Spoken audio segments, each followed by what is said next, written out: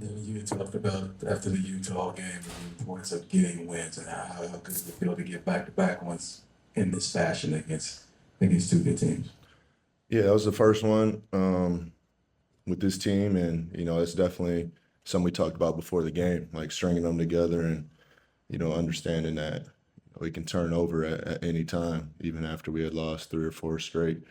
Just sticking with it, and we have the right locker room, the right mentality, even after our losses, where you know it's a place that you want to come in and continue to compete and get better. One of the things, obviously, tonight, Castle's answer to you was press up, press up. I was watching and going, Devin seen that. So how much was it knowing that's coming and then responding and making the kind of play either with the pass or get your shot off? Yeah, like you said, I've pretty much seen everything now, and I think I found a good balance today of doing a little bit of both, making sure everybody's involved, getting them good looks, and then finding times to, score. So, yeah, definitely something I've seen before. Last thing I had was there was few times I saw you smiling in games last year, and you were enjoying tonight's game. What did you enjoy the most about tonight, outside of the obvious winning the game? It's just competition. That's a good team over there. That's their first loss of the season. You said Castle was hyped up. He's playing super aggressive, super competitive, which, that's why we play the sport. So I have respect for that. As long as it stays in between the lines, they have a really good young team that we'll be seeing a lot in the future. So, we're living the dream.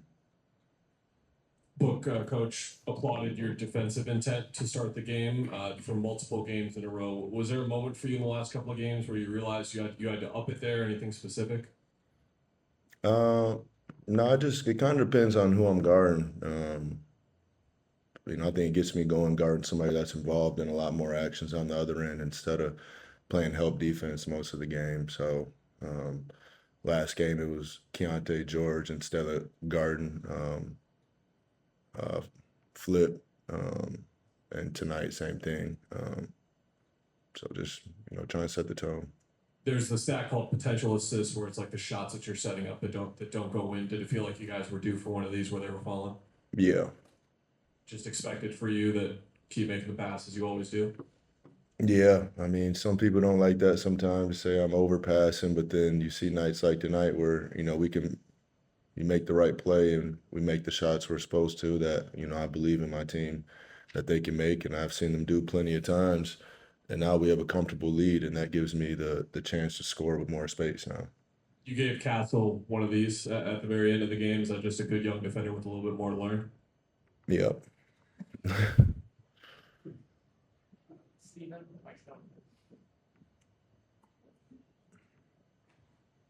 Devin, you spoke to just wanting to, well, you've spoken all season and making the right play and wanting to do that consistently. Is that something you're seeing grow contagious for the rest of the players that are either on the court with you or just generally in the rotation? Yeah, I mean, it keeps us aggressive, and it doesn't allow teams to play the junk defenses that they like to play, trying to take me out at all costs, and it gives other people opportunities that you usually don't get every night, wide open shots. And we're still missing a couple of starters that'll come in and knock them down them shots also. So, I've always prided myself on making the right play. Now, how have you seen the cutting of everybody, just not necessarily scripted ones, but just playing and read react off the attention you see kind of grow through these first 7 games, 6 games? Yeah, it's something that we've been working on. It's something that coach has implemented, and there's a few different versions of it that we do. They're not really plays; they're just freelance actions where if you're in this part of the court, to make this cut, and it opens up a lot of opportunities for everybody. It feels like we've seen Ryan as a screener for you more often this year, at least in the early goings. Just what do you like about that look and the way he's processing when he catches the ball in the middle?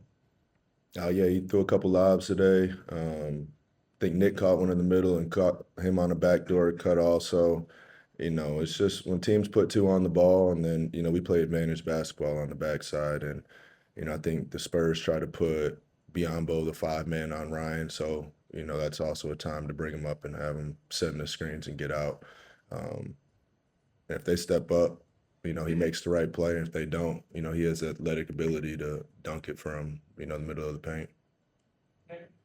But I felt like it was a little bit of everyone on Wemby. What did that require collectively defensively to force him into that kind of night? We're just trying to, crowd up under him. Don't let him get comfortable. Keep him away from the rim. He's obviously a threat all over the court, but if he's shooting over top of us and shooting fades, we'll kind of live with that. But we doubled him a lot tonight too in the post, so tough coverage. We've seen what he's been doing to the league, so we just want to slow it down a little bit tonight. Last two, Hayden McMillan. Book, it feels like Ryan Dunn's confidence has grown tremendously from year one to year two. I'm just curious from your perspective, what are some of the areas of Ryan's game that he's grown in confidence in that maybe he didn't have last year? I think he's more aggressive. He's shooting it more. I think tonight felt good for him. To make 3 threes. I know he's been hard on himself about missing them the first few games, but he's put in the work. He was here all summer, him and all the young guys. I came back and, I wasn't ready for what I walked into. Them dudes didn't take a day off, it seemed like. So, I was excited to, get out here and let him showcase that. Book under Monty, you guys did a lot of like day of installs for unique game plans and such. Obviously, it was some type of way with that with Wemby. How much does that build confidence for a team defensively when you guys game plan and go out there, execute it that well, and build off of it going forward? Yeah, it's open dialogue too. The coaches come with a plan, and even though we have a young team, we kind of slow it down and walk through multiple situations and what we want to give up and what we don't want to give up. And once you see a plan work like that, you gain confidence in the script, and we'll stick to that moving forward. Thanks, Book. Yeah, I got a bruise and I keep landing on the same exact spot, but it's just a bruise, so I'll be all right. Okay. Obviously, you guys shot it well from 3 early. I think it was 6 of 8, but then to maintain that, what do you feel like was key in not only knocking down shots, but getting the looks you guys post? Yeah, we created good looks, which is tough against that team because they really pressure the ball, but they also have Wemby at the rim, so that's tough for them, tough for us, tough to generate good looks, but we did it through multiple actions. A lot of times we got late into the clock and ended up with a good shot through ball movement. So just a good game, but everything on the court is connected. So like our defense, our rebounding, our ability to force turnovers tonight got us out into offense earlier, and that's another place to get some easier looks. Last thing I had was you guys were up by as many as 31, but during that stretch, what was the conversation on the bench? Because, it can easily, even though that's a huge margin, it can get away from. Yeah, I mean, we were talking about it the whole time, and they cut it to 26. We were talking about it. They cut it to 24. We were talking about it. So it wasn't a lapse. Like sometimes in those games, teams just go on a run, and when you're up by that much, it's like minimize the damage, don't turn the ball over, get shots up, limit them to one shot. And they made some shots, but we held off the run pretty well there to keep it at 20 plus. Grayson, on that first quarter dunk when you drove the lane, it looked like, I'm not sure, but it looked like you kind of flashed a quick glance to your left at Wemby. Did I see that right? Can you kind of take us? Yeah, well, you got to check where he's at. You can't just, when you're playing them, you can't just go for a dunk not knowing where he is. So I had to see where he was and see if he was going to sell out and try to block it, or if I had a lane to go do it.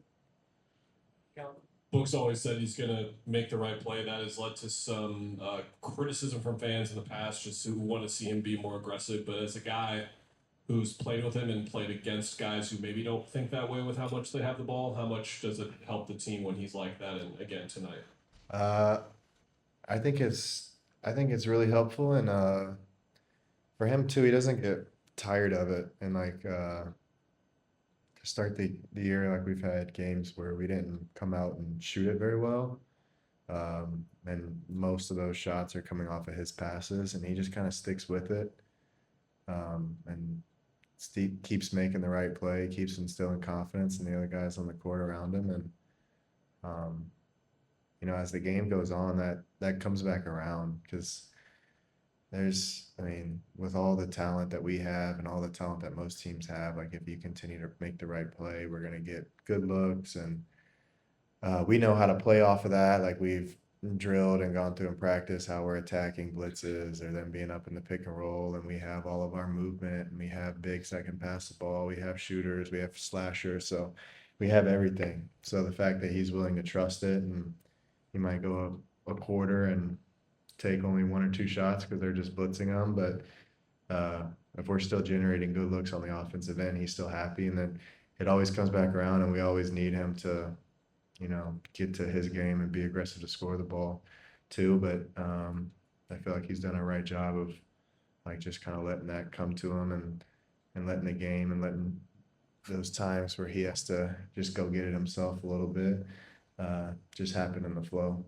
I know just about everything defensively is within the same structure, but for more unique approaches like tonight, Yeah. what are the keys to teams doing that well? Because you've been on teams before, even like teams here where they haven't done as well with executing those unique like day of type things, whereas tonight it looked flawless for you guys. Yeah, there's a big level of it is your activity, but also like the discipline within that activity to like be physical but not foul, be active and flying around but be in the right spots. Like he's a lot of times we were blitzing his catches in the post, so it's up to the guy guarding him, and we're switching with him too. So it was a lot of different guys just guarding him in the post. So up to the guy guarding him to push that catch out, and the guy blitzing to take the right angle, have hands high, and have active hands to try to get a deflection or try to make that pass a little tougher. So that on the weak side we have time for our rotations to get there. And that's like I mean, we kind of did something similar with Jokic earlier in the year, but I don't think we got to it as much that game. They played more out of splits, but tonight I think our post doubles were really good, but the rotations behind it to close out the shooters or run them off the line, and our bigs did a really good job too, being cross-matched, being matched up on a 4 that game. Being able to guard and being in different coverages. Like Mark started off the game with that really well, and that really helped us too. Is multiple effort even more about just being on the same page as the guy you're rotating with, as opposed to like the actual effort it takes to get to that spot? Being on the same page is a big one, but another one is just like the trust to sell out and leave your man to go help someone else or to go do the game plan, right? Like if I sell out to go double and they kick it to my guy and he hits a 3, like it looks bad on me.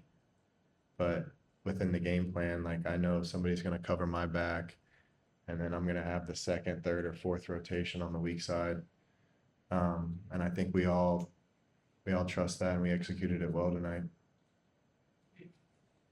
Grayson, tonight, or coming into tonight, Royce was #1 for playing off of closeouts in the league, and you were #2. We talked about Number one, like what? in He got the most closeouts? Yeah, Okay. he came in #2. We've talked about the slide cuts and talked about what you guys are doing off of the paint touches and everything. Yeah. How have you seen kind of all of the pieces come together through this first week and a half of the regular season so far?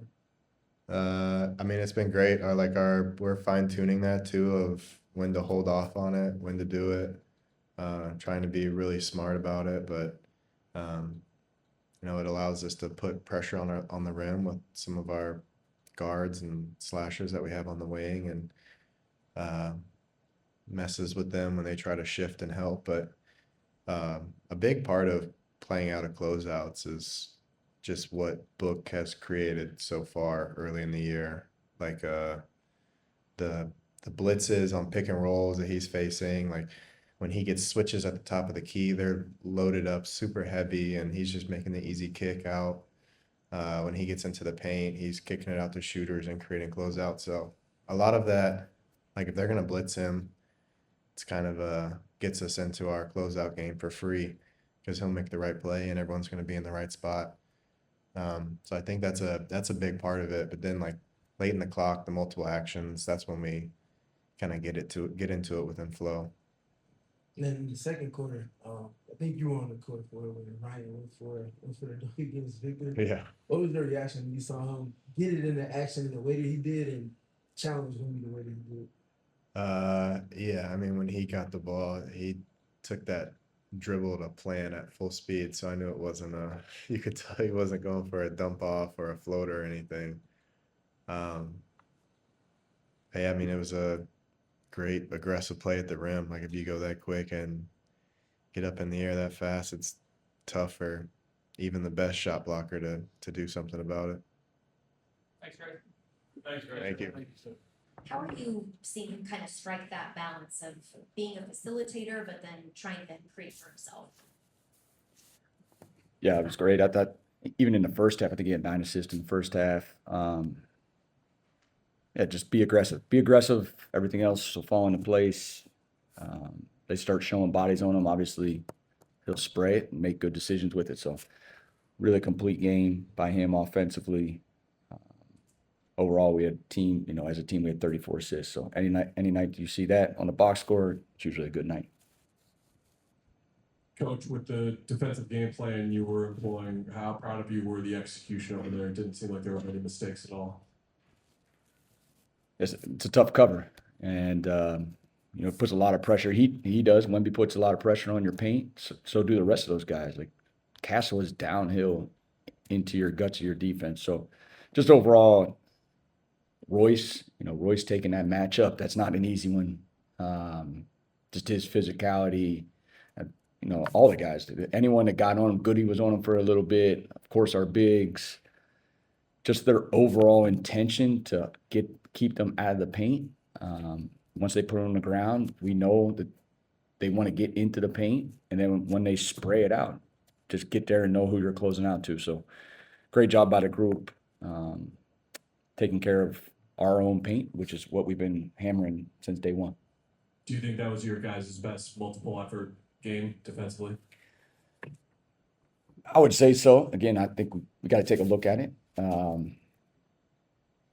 Shot making plays a lot into this, and I thought early they had some good looks that they missed. Obviously, we shoot 58%. It'd be great to do that every night. I'm not sure that that'll be the case, but shot making plays a lot of it. So when you go back and you look at the film, did we execute what we were trying to do? Did we take away the paint like we wanted to? And then it's that next effort, because some nights some of those shots go in. They got 41 of them up. We'll have to see how high quality they were. But overall, great defensive effort. Coach, just to follow up with your saying shot making, I think you guys started 6 of 8 from 3. That's just how you like the offense, the way it was spread out and guys getting those shots. That's been consistent. I'm not sure that that's just a one-night thing. Again, it's a process-based philosophy that you have to find high-quality shots. If they protect the paint, if they put 2 on the ball, if they put 5 around book, we'll take the highest quality shot that's available that's not in the paint. I think that's going to be something we figure out game to game. Obviously, that's what they do. They have a big guy down there that patrols the paint. It's hard when you get in there. You can feel the guys where we're even searching, trying to keep our dribble alive, knowing that if any shot that goes up, he's going to get a piece of it. So, again, great job by our guys knowing exactly who to attack, when to attack, and when you would put paint pressure and he's in there, then spray it out and trust your teammate. And, again, 34 assists is a good number.